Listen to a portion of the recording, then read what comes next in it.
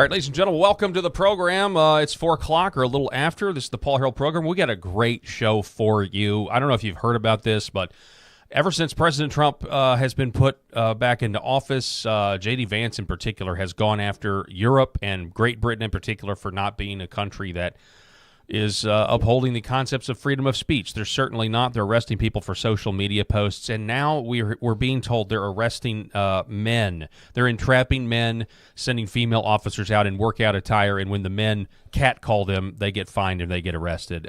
Everything is inverted. It's absolutely ridiculous. I'm here with my co-host, Rob Spencer. I'm also here with a candidate for Arkansas State, the Arkansas State House. Coty Powers is joining us now. We're going to talk about that and so much more. The Paul Harrell program starts right now.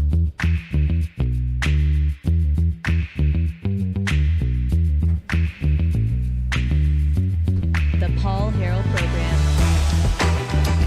All right, ladies and gentlemen, as always, I'm joined by my co-host, Rob Spencer. Rob, take it away, sir.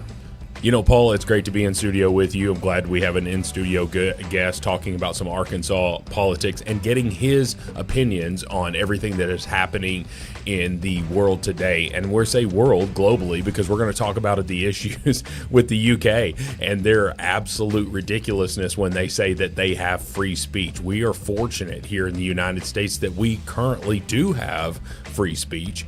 And the government, I mean, we're seeing this. They're actually entrapping people, entrapping men for having attraction to the opposite sex.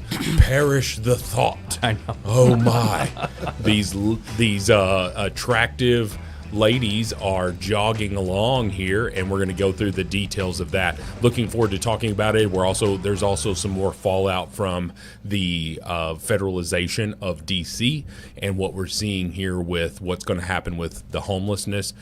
You know, a lot of folks are like, "Oh, you're going to arrest homeless people if they don't, sort of disperse." Essentially, and then of course we're going to talk about Coty Powers here and his candidacy and kind of why he jumped into this race. Looking forward to all of the topics of the day. Yeah, it's incredible, and we're also awaiting what's going to happen Friday between Putin and Trump, and see if we can actually big stories get happening. peace. But our guest in spot number 3 today is Coty Powers, and he is running for Arkansas State, the Arkansas State House. For those of you in the local area out of the Walnut Ridge, Hoxie, Bono area, that's where the district is. Cody, welcome to the show, sir. Thank you so much for being with us. Well, I appreciate y'all for having me. So tell us a little bit about yourself. You are a bail bondsman by trade, correct? I am. What's the bail bondsman business like? Well, it is very unique. Of all the careers I've ever had, it is a very unique job. Surprisingly, interestingly, people ask me all the time, how'd you get into it? I answered a newspaper ad. So that's how I got into it. It's like, I'm going to go get these people out of jail. That's what I'm going to do for a living, right? Yeah, get people out of jail. But, it's not just getting people out of jail. The Constitution gives people the right, the presumption of innocence. Yes. And if they're arrested, awaiting trial, they can exercise that right, and one of the ways of doing that is by posting bail. So we've all seen Dog the Bounty Hunter. Oh yes. Okay, right, which kind of like popularized your profession here. So tell me, how realistic is that? Number one, and number two, what do you do if let's say you get John Doe out of jail here because he is, he's drunk driving, I don't know, Yes. whatever it is. And you get him out of jail, and day of court, dude doesn't show up. Yeah. Yeah, how does it go down? Well, we when we get notification that the dude didn't make it to court, we get his file, we start, we just begin looking for him. Yeah. It really depends. Sometimes we can just call these folks and be like, hey man, buddy, where you at? Where you at? What happened? Yeah, there? maybe he's on a 3-day bender at that point or Exactly, something. might be. It could be in the hospital. It could be anything. You just forgot. No, you're not stereotyping, are you? Oh, come on, Paul. I mean, listen, no, you know what? Innocent until proven guilty. Dude could be at the hospital because his wife was having a baby. Exactly Who right. knows Exactly that? right. Yes, those things happen. Yeah. As a matter of fact, today I had someone miss court, and the lady was genuinely in the hospital having a stroke. So things like that do happen. Yeah, like what do you just say, Your Honor? Yeah, I mean, this is more of a Yeah, in this particular instance, I'm awaiting the paperwork to prove to the judge. Sure. So it'll be at the next Yeah. hearing. These judges, they give us so long. The law requires them, when they miss, I don't just go down to the courthouse and okay, here's the money that we owe. Yeah. If I put up a $10,000 bond, I'm pretty much, in essence, I'm writing an IOU to the county. Yeah. County, we owe you this much money if this person doesn't show up to court and we're unable to find them within a reasonable amount of time. And sometimes we have to do that. But most of the time, I've been doing this for 10 years, we almost always catch the individual we're looking for. If we're not able to just get them to come willingly, we have to hunt them down. Yeah. And so that's where you get shows like Dog the Bounty Hunter. Well, I was going to say, Right. so Run around with the bear spray. Have you hunted someone down? Like, what's the craziest Yes. thing you've ever Oh, done? my goodness. Hundreds and hundreds of people. Just right here in Northeast Arkansas. And a lot of folks know me because of that, because I'm the only bail bondsman in the area that actually provides a live feed our hunts. Why? We're not allowed to call. I've missed this. Yes, You're So, live Yeah. streaming it. You're the dog. You're the dog, man. But he just said we're not allowed to call them hunts. Okay. Oh well, we're not allowed to call ourselves bounty hunters, even though that's what the world likes to call us. Here in Arkansas, that's against the law. So we are bail bondsmen, hunting down individuals who skip court. Mm-hmm. And that's what Dog the Bounty Hunter really was. He's not just out there looking for fugitives, because someone's wanted. It's someone who's a fugitive but also has a bail bondsman. Yeah. So So when you get to that point where it's now time to go after this person, what's the number one excuse that you would, if there is a number one excuse, what do you hear most common when you finally nab them? Like, what would that be? Oh, there's so many. It's I had a warrant and I got scared. They like to say I got scared all the time. Usually when I catch them, I was about to turn myself in. I was just about to call you. Almost every single time. Every that's one what of they them. tell Yeah. me. Like, well, you got a cell phone in your pocket. You got my number. Every time. It's I'm trying to think of some other excuses I hear. Either they forgot, they were sick, they were scared because they look on Court Connect. Here in the state we have technology. The courts publish a lot of these warrants online. So they say, well, I got a warrant. If I show up to court, I'm going to go back to jail. So I'm just going to be a fugitive and make it a double whammy. Exactly. But you just can't give them a lot of credit for their decision making ability there. Well, it's just interesting. I always see these bail bondsmen, and I always wonder how someone gets into that business and how stressful it is, because essentially, right, you're doing this IOU, but this is like you're putting yourself on the line, financially. I mean, you're not going to end up in prison, right? You know yourself, but you're putting yourself financially. Like, what kind of questions do you ask them in terms of whether you feel like they're going to show up? Well, to court? A lot of it involves just looking at their history. If they have a history of evasive behavior, what we call FTAs, failing to appear, fighting with the police, things of that sort. We look for things like that. We look at how local they are. Not just do they live here, but do they hop around from state to state? A lot of folks are like that, and those are. We assess risk, and it's very subjective in a lot of ways, but we assess this risk and determine, okay, can we even get this person out? If we do get this person out, how much are we going to charge them? Or at least in Missouri, that's how we do it. We used to do it that way here in Arkansas, but now is it set fees now? Set fee now. Yeah, we have to all charge exactly the same thing, but we look at their family, their work history, just a lot of different things. Really. Yeah, so if they've had the same job for 10 years, but they're just a hellraiser on the weekends when they get a few drinks in them or something like that, you're more likely to do something for them rather than a skipper or rounder. Exactly. Kind of tying this into a national story. I don't know if you saw President Trump, as one of the reasons he federalized D.C. was also because of this cashless bail. Yeah, cashless bail. So this is a big story. So as an Arkansas bail bondsman, and you also do work in Missouri. What do you think about this idea of cashless bail, Coty Powers? And of course, someone on that side's going to be like, well, you have a financial motive, so of course you don't like it. I don't like it.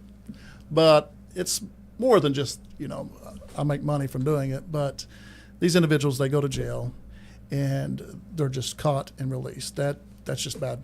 That's a bad idea. And we bail bondsmen, we actually come, and we assess that risk. What's the likelihood of them to go to court? Yeah. And even though we get a financial benefit out of it, we do, in a way, serve the public. Because if they do skip, it's on us to go get them. Mm-hmm. The state doesn't have to be out the expense of actually chasing them. Also, we bail bondsmen, we don't have the constitutional constraints that most law enforcement has. We can cross state lines. We can pursue people into other states. So you could go to, if someone has skipped state and gone to Michigan, even though Yes. I'm assuming you're a licensed bail bondsman in the state? Yes, in Arkansas and Missouri. In Missouri. Yes. But if someone has skipped to, say, Michigan, you can Correct. go pursue them. Correct. As long as that state has not affirmatively said in their law, you can't do that.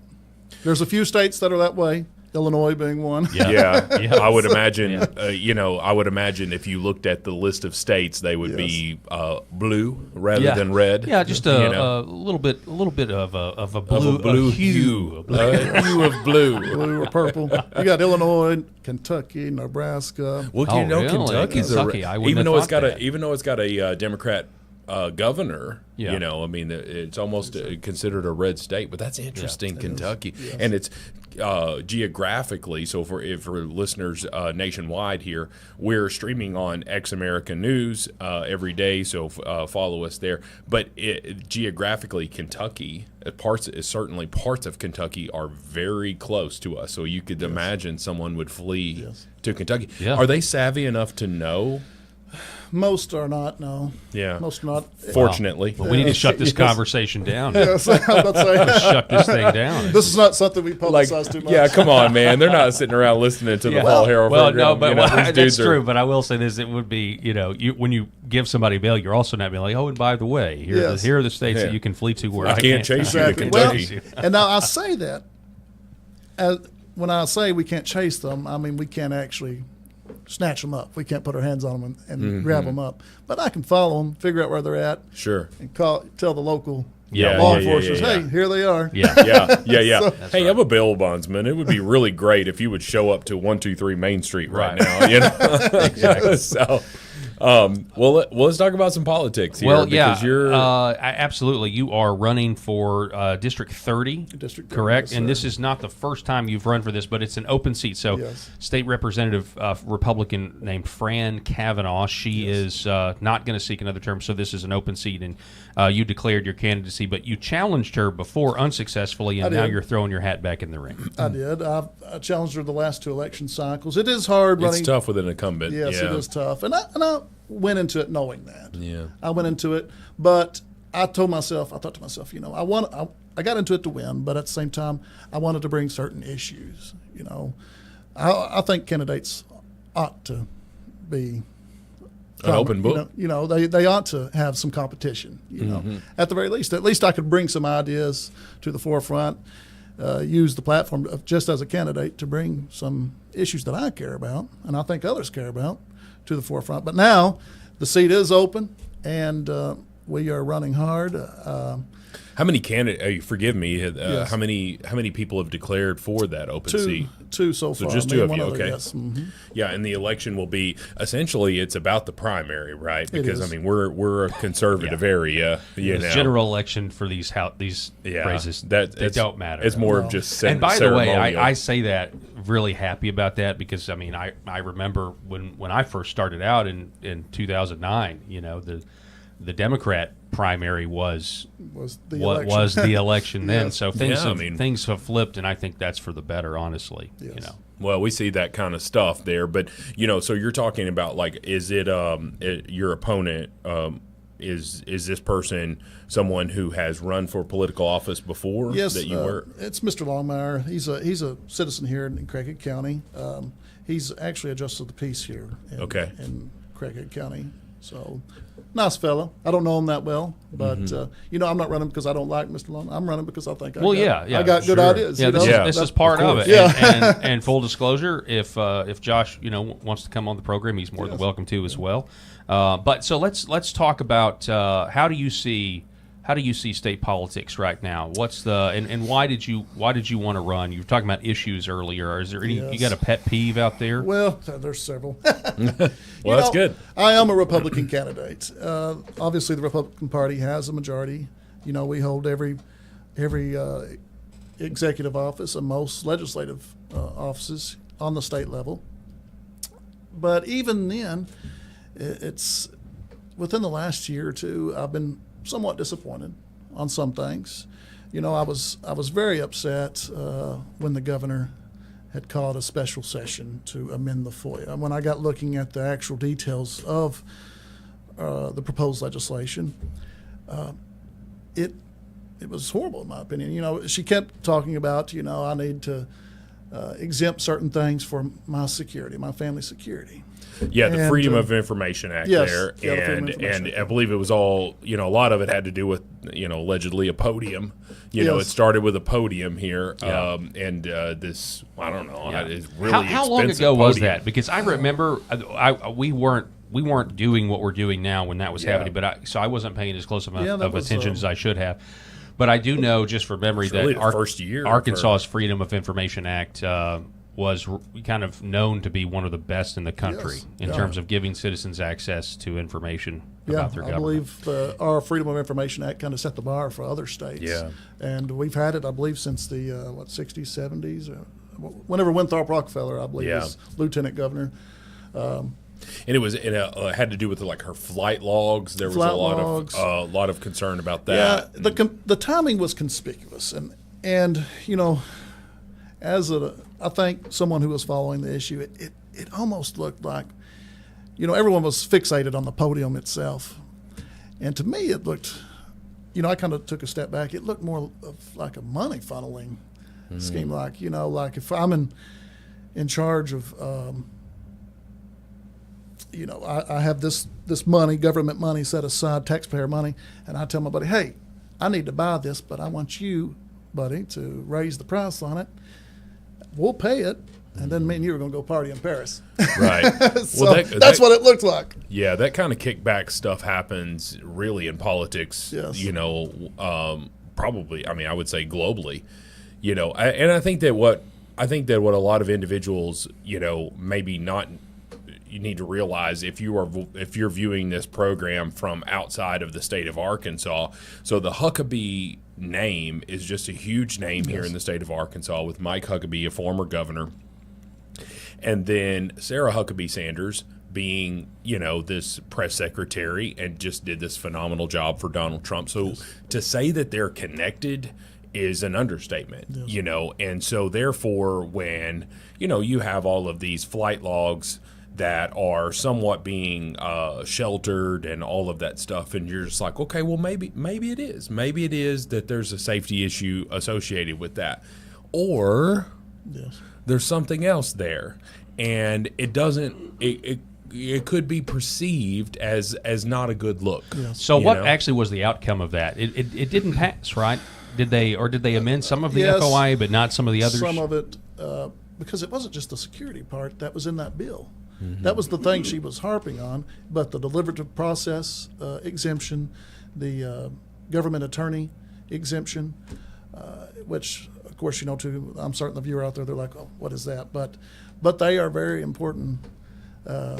These are things I believe we don't need. We do not need some of the okay, correct me if I'm wrong, and I'm trying to remember because, like I said, I didn't follow this close to it. I think some of the argument with the government attorney was when the state's involved in defending a law that's been challenged, potentially some of the state's arguments could be foiable to give the other side an advantage into how they're going to argue. Was that true, or? Well, yes, that's true, but at the same time, anything that goes to court has to be turned over to the other side anyways. Yeah, that seems a bit of a stretch. I was about to say. It's like you've got to give them your playbook. Discovery, yes. You've got to give them your playbook. It's not like they're going to show up before the Supreme Court to argue to make arguments, and they've not already seen the arguments you're going to make. That's a good point. They already Well, you're have. not allowed to surprise. You're not allowed to surprise the other side. I mean, we see these things on Law and Order, Criminal, like, well, what about this? And it's like this big thing. You're like, yeah, you know what? That can happen in real life. You're not allowed to surprise them. And so anyway, look, none of us, whether we're conservative or liberal or anywhere in between, none of us want our government to live in darkness. Of course we because nothing good. It's like our parents told us, nothing good happens after midnight. You're right. And that's because it's the dark of night. None of us want that. And so, therefore, and I'm a big fan of Governor Sanders, but we've got to make sure that everything is above board as taxpayers, as citizens of this great, beautiful state. So what else? What else are some of your other issues, Coty Power? So that was kind of maybe a red flag moment where you're like, hang on, wait a second, what are we doing? I'm going to throw my hat in the ring. Yeah. So Well, you got anything else? Yeah, I always carry my list with me. Yeah. But I won't go through all of them and all that. But I've been involved in the criminal justice field for a long time, the child welfare field for a long time, in some form or fashion. Not only do I serve as a bail bondsman, but I've also been a child abuse investigator. I'm a private investigator. So in some way or another, I've been involved in this field for quite some time. One thing that I've seen a lot, and it's actually even been highlighted in the news here locally lately, is the judges suspending sentences or giving probation for serious crimes. Yeah. And we actually have a statute here in Arkansas that the legislature said, okay, you can suspend the sentence of whatever you want, but you can't do it on this one, and this crime. Mm-hmm. And I'm like, well, why don't we add? There are some other crimes that should probably be on that list. Mm-hmm. And I know judges, need a certain amount of leeway, flexibility, and prosecutors. However, when people say, sexual assault or rape or certain sex crimes, certain violent crimes, they should serve this much time at the very least, and they should probably serve that much time at the very least. So, well, you had this, was it in Oklahoma there was a, young white man, and he saw this girl. It was leaving a frat party or something of that nature. And I may not have the details exactly correct, but this made national headlines.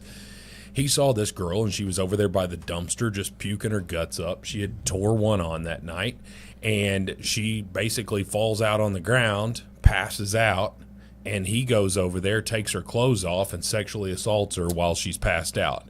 This is what this young man admitted to in court, and the judge gave him 30 days in jail. And I think that we all, as fathers, I'm a father of two daughters, and I hope that they make better choices than this young lady did, but it's not her fault that she was assaulted. Yeah. It was her fault that maybe she drank too much at a party and wasn't with friends and all of that stuff, but I'm certainly not victim blaming it whatsoever. Right, this was this young man's fault. Of course. And he deserved a much harsher penalty. And you look at what Janine Pirro said the other day in front of the podium. You got these Washington, D.C. guys that, this person shot somebody in the chest. Got probation from shooting in the chest. So to your point, about? You shoot somebody in the chest. Yes. Do you have any other intent other than to end their life? If you shoot someone in the chest, exactly. It's not like it's not a leg shot. I know. You know what I mean? It's not an arm shot. It's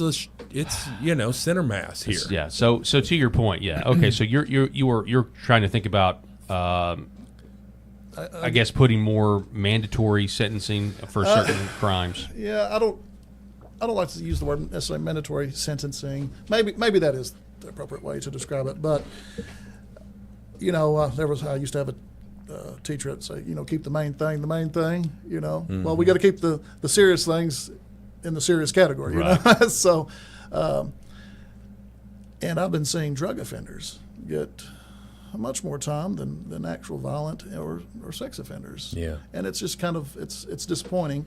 And I feel like a lot of it is just because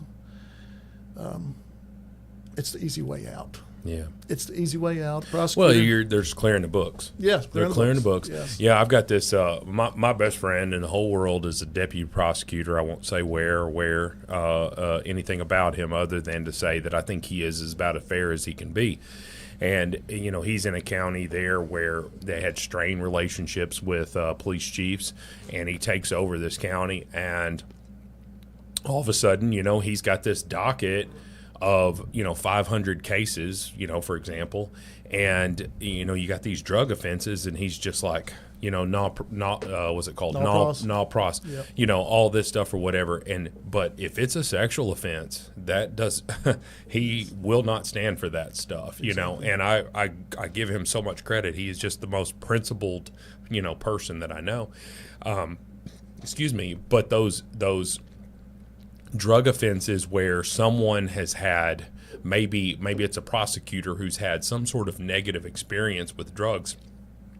Maybe their child or maybe someone in their family or whatever, and they're letting their personal experiences factor in there the same way as why they're being lenient on some things.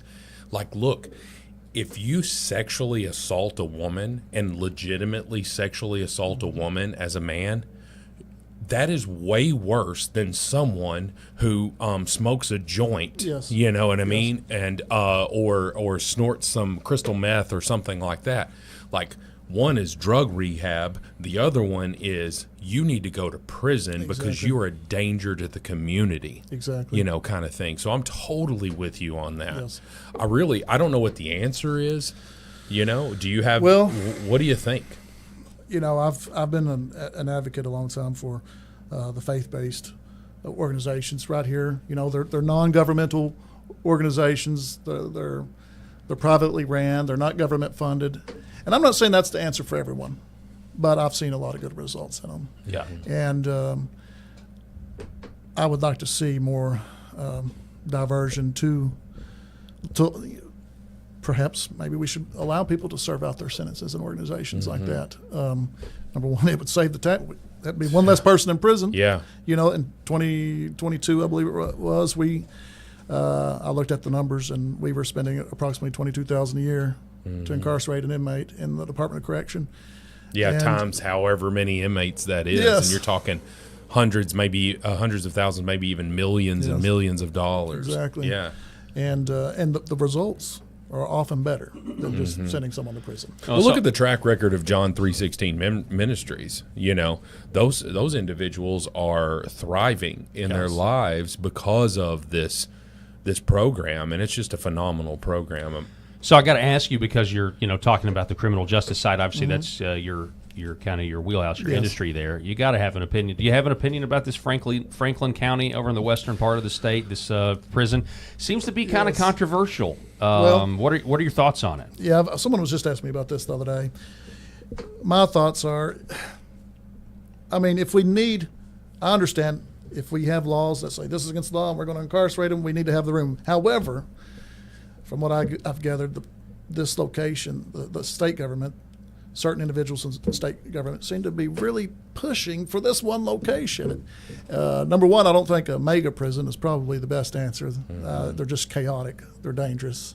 They serve, I've worked in the Department of Correction for 6 years. The bigger the unit, the more out of control it gets. Yeah. And but not only that, do we have the workforce available in that area? Do we have the water? Someone said the water.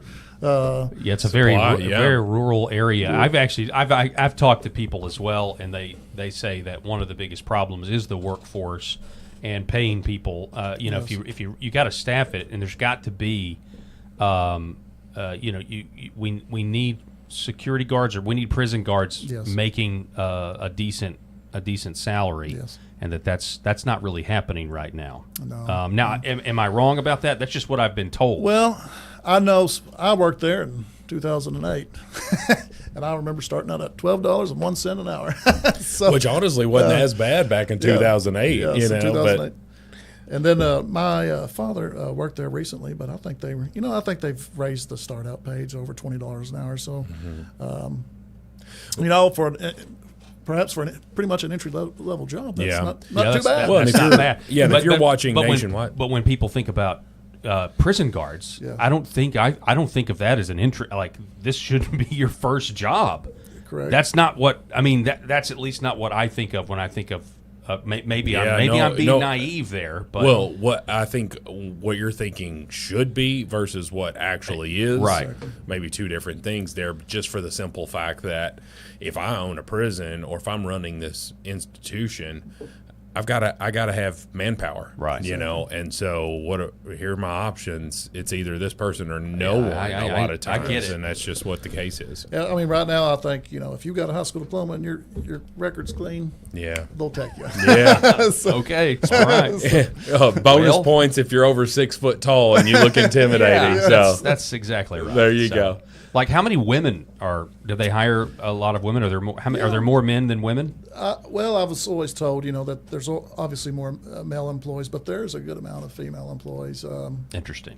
I mean, we had female wardens, we had female majors, and so there was a pretty good mix. I've seen some intimidating looking women, I've seen them on the social media. Well, that Major League Baseball umpire, we had this real She didn't have a great first game. Well, one of my we had a warden. She's still there, as a matter of fact. I think she's down in Newport. Warden Faust. She was actually from Turkey originally, and she had moved to Germany, met an American soldier there, come to the U.S., become a U.S. citizen, and now she's a warden. Boom. There you go. At the Arkansas Department of Correction. There you go. Okay, so let's talk about what's going on in the UK. Let's do it. Get Okay, your this is thoughts the on title. This is pretty incredible. I can't believe this. Nothing shocks me about what's going on. Oh, in my England. goodness. But yeah, so let's throw it up here. This is the headline. We're going to go through a few headlines for the rest of the show. By the way, Coty, thank you so much for being with us. Really appreciate it. Headline: British cops wore jogging outfits to elicit catcalls and then arrested some men who hit on them, according to a report. This is again from the New York Post. From catcalls to the doghouse, female cops in England went undercover as joggers wearing tight-fitting clothes in a bid to elicit catcalls, and then arrested some of the men who hit on them, according to the report. The Surrey Police Department created a trial task force which lasted about a month and led to 18 arrests for offenses like sexual assault, harassment, and theft, according to the Telegraph. The female officers were sent during rush hour to hotspots where open sexual harassment of women is commonplace and pretended to be joggers. One of our officers was honked at within 10 minutes. Then another vehicle slowed down, beeping and making gestures just 30 seconds later. That's how frequent it is. Interesting sociological experiment here. Okay. This is kind of crazy because, I mean, look, they're arresting grandmas for praying outside of abortion clinics in the UK. Yeah, 90-year-old. They're raiding people's homes in Germany for social media posts, and this is what they think they need to be doing. Yeah. I mean, if Britain is so cooked right now and, fight the patriarchy, this is what it leads to. It leads to this. It's amazing to me, just my immediate thoughts. Two things come to mind. Number one, it seems like in our culture, and this is not just here in America, but I guess obviously throughout the world, there's been a push against masculinity. Mm-hmm. And because they put that little 5-letter word in front of it, toxic. Yeah. Toxic, yep. Yeah. Yep. It just happens to be masculinity, but let's put toxic in front of it because it villainizes it. Exactly. It seems like anything that could be associated with being masculine is just immediately frowned upon now. Yeah. And I think that's an error to be that way. Yeah. Well, we see this all the time, in the term gentle parenting, versus what Paul and I were talking about. Was it earlier this week or last week? We just said, I mean, there's really no more dangerous, fear-inducing phrase that you can speak for children than, I'm going to tell your daddy when he gets home. Yep. You know what I mean? And that's not toxic masculinity that the dad walks in and just says, what's going on here? I don't like what's happening. You're back talking to your mom, this or that. And so what we're seeing here is masculinity because it is natural for men to be, seem to be pleasant-looking young ladies and wearing tight-fitting clothing. I mean, for the UK, yeah, sure. I mean, look, I'm going to reserve judgment on that stuff, but at the same time, I kid. Well, let me say this. I wouldn't want to raise my son to be the kind of guy I never catcalled women. That's not. I've never done that. Yeah. So from a gentleman's standpoint, I'm not. I would not want to raise my son to do something like that. And but at the same time, it is incredibly, like, the idea of noticing an attractive woman or honking your horn or something like that. I mean, this is just how men communicate with women. Let me just say this, man. Like, I'm sorry. Go ahead, Rob. Driving by driving by these young ladies and rolling down your window and saying, "Woohoo, baby, looking good," or something like that. I'm going to tell you something. For every woman that is upset by that, there's going to be 3 or 4 that's like, "Oh yeah, yep, made my day. Made my day there. I've been working real hard. It's glad to be appreciated." Yeah. You know, right? Because my wife is on a real hard workout kick right now. She made my lunch so that I eat a little bit better. You know, these days, and so, but she's like waking up early in the morning, and she's like, and I make sure to tell her, man, like, ooh, looking good, you know, kind of thing. Now, I'm not going to roll down the window and catcall at these young ladies, but if you're a dude that's single or whatever, or, you know, not married, happily married, you're trying to get married. You're trying to get married. Yeah, that's the point here. Because what if that girl turns around and smiles, "Thank you," you know, and then he stops his car, and instead it's freeze. Yeah, you know, it's freeze. It's like we've taken the prostitution stings to a whole new level. Man. Right. Now you can't even talk to a girl UK? Walking down the street. Yeah, and so, you know, what we saw there in the UK, and they had the meeting there at the Oval Office, and it was J.D. Vance he had gone over there and talked about the lack of free speech that was happening in the UK. And so what was happening here is all of this stuff. So you had these this dude who was a what do you want to call him, like an immigrant from the Middle East. I can't remember exactly where he was from, and he had raped 2 women, and he was given probation. But someone had gone on Facebook talking negatively about those arrests. The sentencing, right? Yes, and had received 2 years in prison. Yeah. And you're like, talk about bass backwards. Yeah, no, they're completely totalitarian. I mean, I don't have this pulled up, but I mean, I should probably find this. They just took down an advertisement for the crypto platform Coinbase that highlighted how miserable an average Britain's life is. Oh yeah, and yet it was set to a big musical theater production. Yeah, but they were all saying everything is awesome or everything is fine, you know. And it was advertising Coinbase, like, hey, you know, you can make a little money here if you invest in Coinbase. Mm-hmm. And the UK government has banned the ad. And there's nothing offensive about the ad other than it points out that the government of UK is actually in steep decline right now. Exactly. What is dumbfounding to me is, you know, our founding fathers, the principles of our founding, you know, those thoughts, those ideas started there. Yeah. You know, those were not new ideas to George Washington, Thomas Jefferson, and Ben Franklin. Those were not new concepts. That is such a great point, because they have gone so far the opposite direction here. And so when we look at it and we say, well, this could never happen here. This could never happen here. But we saw the totalitarian government. We saw what they can do during COVID. 100%. We saw how powerful a government can be. So don't tell me it can't happen here. We have to watch this ad so you guys can understand exactly what I'm talking about. This is that crypto ad you mentioned? Yeah. Okay, so this is how totalitarian they've gotten. They don't want anything that makes the government look bad at all.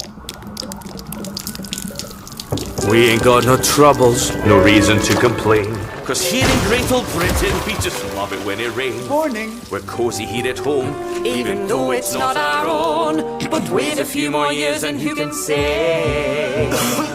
Everything is just fine. Everything is grand. Your life can get no better when you live in... Oh, I'm sorry. Oh, you ruined it. Everything is just fine. Everything is grand. Your life can get no better when you're living by the letter in this pleasant land. Everything is just fine. Everything is great. The streets can't get no cleaner, nor the rat meat any leaner. No, life is just first rate. Everything is just fine. These fish fingers are a steal. Prices up a smidge. Just 100 quid a meal. Empty purse, but hey, could be worse if there was nothing in the fridge.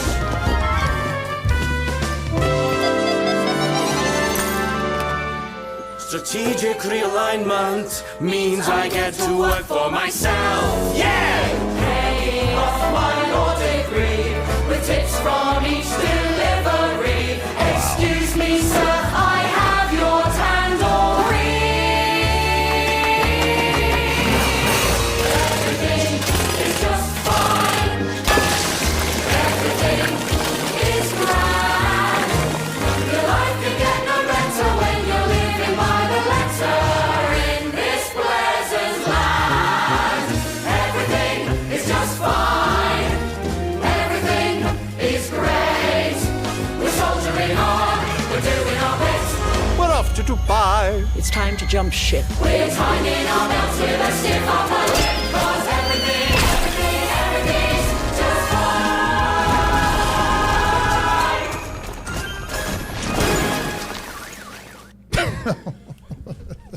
They've banned that ad. Yeah, okay, so that was pretty incredible. First of all, can we say something about how incredible that Yeah. was? Like, can we make Broadway musicals great again? And the Wow, problem yeah, is make it. the woke actors and actresses probably wouldn't do Wouldn't do material it, like yeah. this because, that's gonna, that supports a bygone era of art that was actually entertaining and wholesome and fun to watch. But whatever.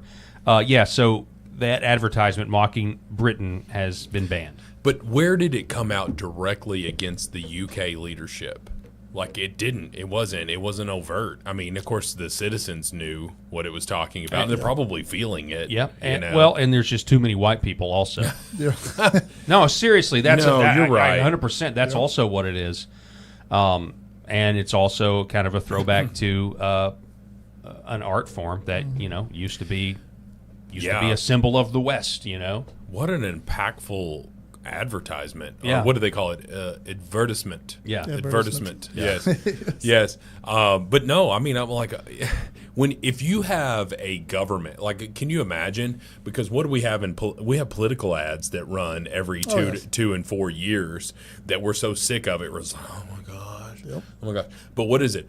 This person's the devil. I mean, pretty much every commercial. And so can you imagine if you're running these political ads against, sort of an incumbent president, and that incumbent president says, we're going to ban that ad. Exactly.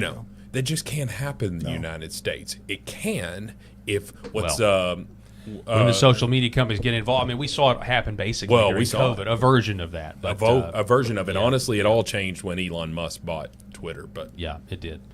All right, so I want to talk real quick about a couple of things. People are really, I don't know, I'm actually one of these guys waiting for this Friday meeting between Putin and Trump, but I'm also waiting for NATO or for Zelensky to try to sabotage Yes. peace, because he's at this point he is a dictator. He did cancel elections, and so if the war ends, I think it's a safe bet that he's not going to be in power anymore. I don't think that's a stretch or anything else. But what nobody seems to talk about, Rob and I have been talking about this. Coty, I'd love to get you weighed on this, but because of Tulsi Gabbard and our own Congressman Rick Crawford, who's the chair of the Permanent Select Committee on Intelligence, which is incredible, Yes. We now know a lot. We know that the Russia collusion hoax was in fact a hoax, but I mean it was a hoax of the most extreme kind. Basically everything we thought they did, they did, and they framed Donald Trump for treason. But they also framed Russia, a nuclear power. Okay, Obama ordered a fake intel assessment blaming Russia. And so Donald Trump just responded to this. He was giving a speech at the Kennedy Center, and this is what he said. With them great, actually. We had I had to go through the Russia hoax, and it was actually it was a strain on the relationship. I actually told them, I said, they got this phony investigation going on, Russia, totally phony, created by Adam Shifty Schiff, and Hillary Clinton and the whole group of them. And it made it very dangerous for our country because I was unable to really deal with Russia the way we should have been. I'm looking at Pam because I hope something's going to be done about it. These people put our country at great danger. And Adam Schiff, it was all made up. It was a hoax. The Mueller report came out. They all hated me. They had 18 Trump haters. and they said I did nothing wrong. They couldn't find anything after years of investigation. It was all a hoax. It was a hoax created by the Democrats, but in particular Schiff and Crooked Hillary, the whole group. And now we've learned all the stuff that's come out over the last 2 months is incredible through intelligence, and hopefully something's going to happen with it. These are people that put our country in danger, in real danger. There's this effort that's still ongoing. You know, one of the things I couldn't believe Marco Rubio and Trump said in the first term was they wanted to have peace in Ukraine and they wanted to normalize relationships, diplomatic relationships with Russia. And there are people that don't want this to happen. And it really makes absolutely no sense unless you believe this narrative that he installed it. It led to the deaths of partly the deaths of hundreds of thousands of Ukrainians, if not 1.8 million, which is what Colonel Douglas McGregor says. This fake narrative that created this new axis of evil that's Russia led to the deaths of Ukrainians and Russians. And just to kind of give everybody a flashback, and then I'll give you time to respond. This was back when Donald Trump and Trump 1.0 met with Putin in I think it was Helsinki and in Finland, and these are the types of questions he got. Would you denounce what happened in 2016, and would you warn him to never do it again? So let me just say that we have two thoughts. You have groups that are wondering why the FBI never took the server. Haven't they taken the server? Why was the FBI told to leave the office of the Democratic National Committee? I've been wondering that. I've been asking that for months and months, and I've been tweeting it out and calling it out on social media. Where is the server? I want to know, where is the server, and what is the server saying? With that being said, all I can do is ask the question. My people came to me, Dan Coates came to me, and some others. They said they think it's Russia. I have President Putin. He just said it's not Russia. I will say this. I don't see any reason why it would be, but I really do want to see the server. So this was not just about that question was actually about did the Russians hack the DNC? Yeah. Now, thanks to these documents, we know that this was a narrative that was concocted. This was a narrative that was pushed. Yeah. And what he's talking about is the FBI wasn't allowed to look at the server, and then the server went to Ukraine. It went to CrowdStrike, and it was housed in Ukraine. And so when Donald Trump then went and called Zelensky, the phone call he got impeached over, they tried to say he was being impeached because he was trying to find dirt on Joe Biden. He was, in my opinion, being impeached because he asked about the server. Mm-hmm. Because if Russia didn't hack the emails, then their whole little narrative comes crashing down. Mm-hmm. And so, this is a really good primer to what's about to happen in Alaska on Friday. And there's a lot riding on continuing this fake, phony narrative to keep two countries at war instead of potentially uniting or at least having peace. Yes. Yeah. What's wrong with diplomatic relationships with Russia? Yeah. You know, when Trump was elected for the first time, he sat in the Oval Office there, and they do that thing where they're sitting back in these chairs sitting there in the Oval Office, and you've got Barack Obama sitting over here and the newly elected President Trump. And Barack Obama sitting there has to be thinking about in his mind what he just did to sabotage Trump with this phony intel report, which is 100% confirmed. Like, come on, man. Yep. If you don't believe that, your head's in the sand. And so you've got these two leaders sitting here, and then Donald Trump tells the story where he asked, outgoing President Obama, what do you consider what do I need to be looking out for? Like, what do you consider my greatest threat?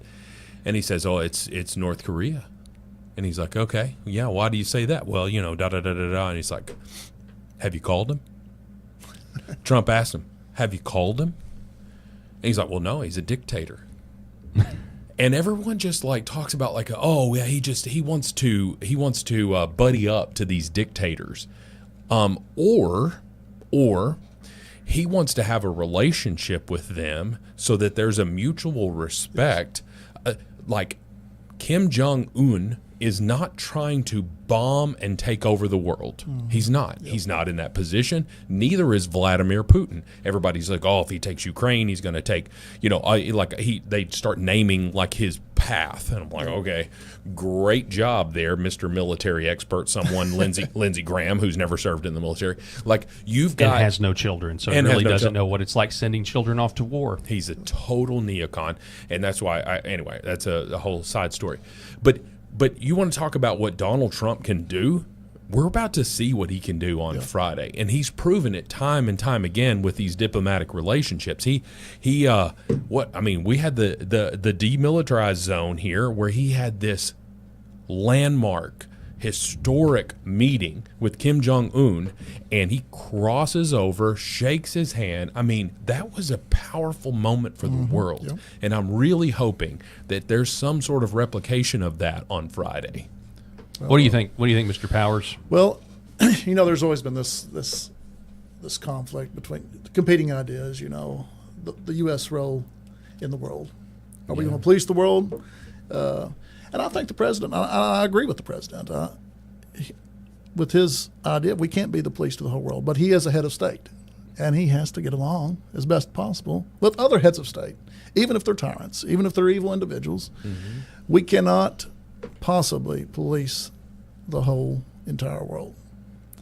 And I know there may be a time when we have to draw a line in the sand and say, you can't go. Right. This is enough. This far, no further. Yeah, this far, no further. Yeah. But, So what I'm wondering is, I'm wondering, if there is no deal, does Donald Trump say, okay, Zelensky, no more weapons, we're done, we can just totally pull out? I mean, people have been urging him. There have been he's been, listening to the people saying no, keep sending them weapons. I think that's only allowing Zelensky to prolong this stalemate where, again, thousands of people are dying a week. Thousands of men, young men, an entire generation of Ukrainians is dead. It's over. Yeah, over 1 million, if you believe those reports. Yeah, or at the very least hundreds of thousands. It's incredible, and they were never going to win without a direct world war, right? There was no way they were going to win against the country with those population differences. And everybody knew it, and people like Lindsey Graham, they don't care. It really is sad if you really think about it, because what you were saying about diplomacy earlier, Rob. You basically sound like a 1990s or a Bush era Democrat, and yet now the only way to have that conversation really is within the Republican coalition, which is a coalition party. Like that we now can have the conversation about, hey, yeah, let's have diplomacy and not let's go to war all the time and bomb everything. But there is an aversion. I don't know what's going to happen on Friday because Zelensky's already come out and said, I will not give up any Ukrainian land, even though the Russians have taken over some parts and they've bled and they've died for it, and they're not going to give up. They're not going to give up all the land that they've taken. They may give up some, but they're not giving up the Donbass region. They're not going to give up the parts of the land that have been shelled since 2014, when America, put in an American-friendly government and ousted the other government. And we don't know this. I don't know, Coty, if you know this, but Western media doesn't cover it. But I mean, for 10 years, the Zelensky government has been terrorizing those eastern provinces because they are more sympathetic to Russia and they speak Russian. Yes. And so when Putin goes in and does what he does, and again, this doesn't mean that I think Putin's an amazing person or something like that, but the whole thing is we just haven't been told the truth. And again, you go back to the Russia collusion hoax, where because of that, there were plenty of Democrats willing to put Ukraine and Republicans willing to put Ukraine flags in their profile pics because they thought that Vladimir Putin had interfered in our election and put Donald Trump in office, and now this is what he gets. It was good versus so evil. We can use the Ukrainians as cannon fodder because we've got to finally attack Russia. Exactly. And now that that's all a lie and it's been exposed for real in black and white, what we already knew, somebody's got to pay the consequences for this. Exactly. Well, going back to what you said just a moment ago, and fact check me on this, but I've read, heard that within certain regions of Ukraine, they associate themselves more as Russian than than Ukrainian. That's what the reports are. Yeah, I don't know if that's true or not, but that's what I hear. It is true. But as far as this scandal, this made up, this lie. To me, it's on par with the Watergate scandal. I feel like there ought to be some prosecutions, some impeachments, even if they're not in office anymore.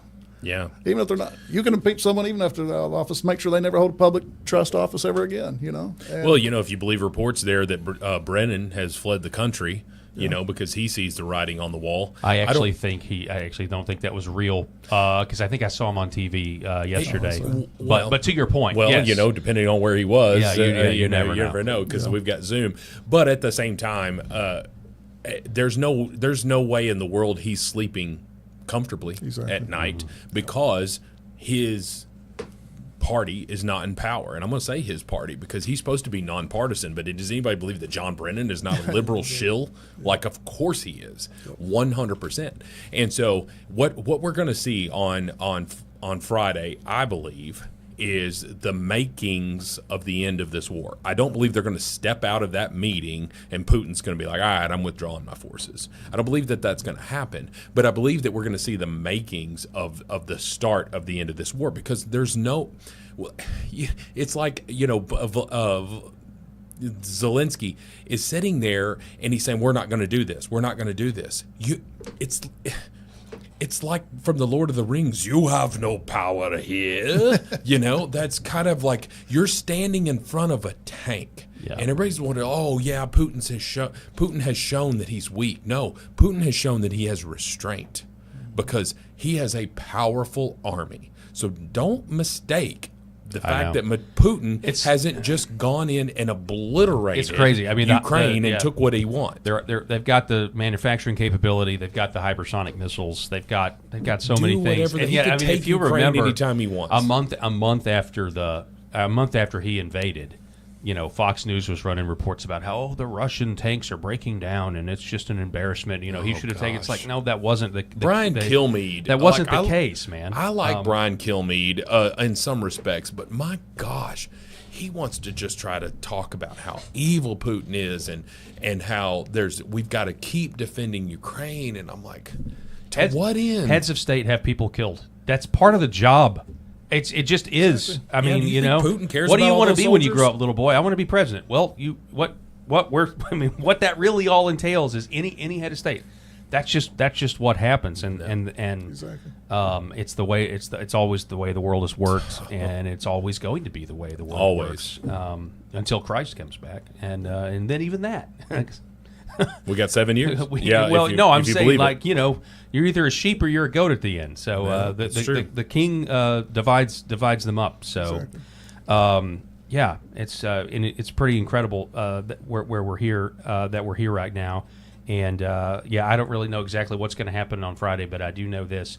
I would imagine I remember what I was going to say now, but I would imagine that they may have some discussions about how you remove Zelensky from power. That might even happen.